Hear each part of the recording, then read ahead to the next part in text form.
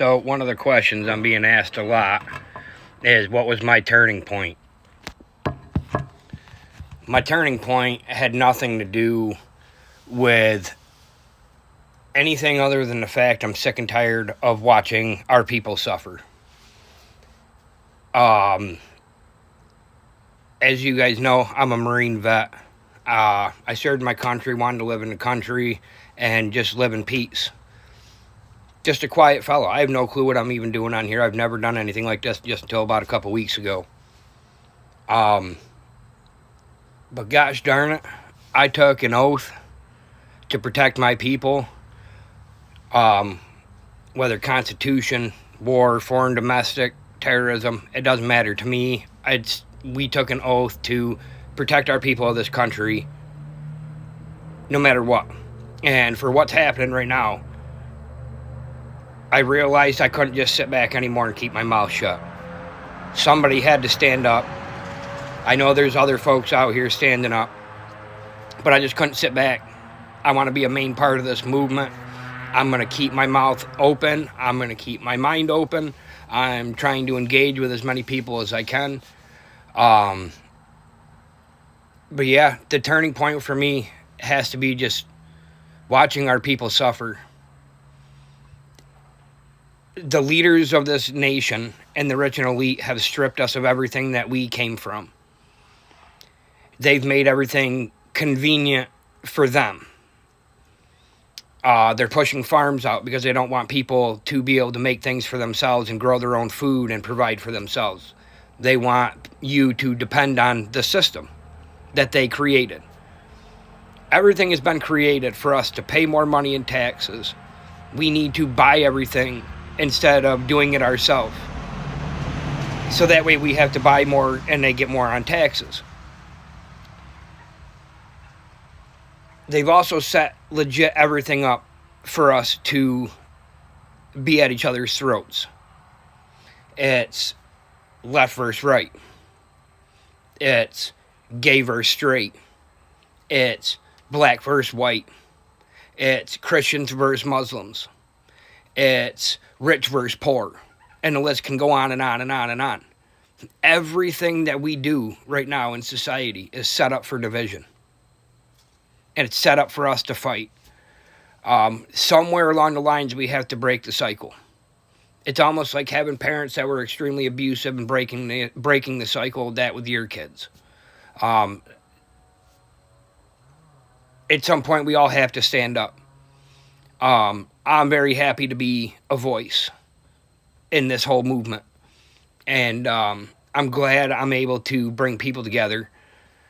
Some people haven't taken a liking to it yet, but we're still in the midst of conversations, and it's going well. But this is part of what has to happen in order for us to be able to move forward. But in the end, the question was, what was my turning point? You guys, our people, watching each other kill each other and rip each other apart. It doesn't make no sense to me. I don't understand how we let ourselves get to this point. Like I said, a lot of the reason is the news. People got to stay away from the news. Like, that's like the main divisive point of this entire country. Just look at everything that they put news on.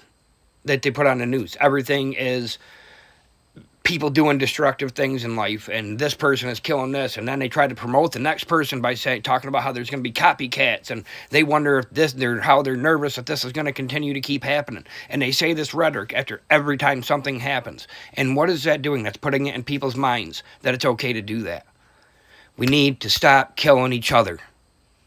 If you want to go out and you want to make a difference in life, don't do violence. Go out and call these people out to their faces. Start calling the rich and elite out to their faces.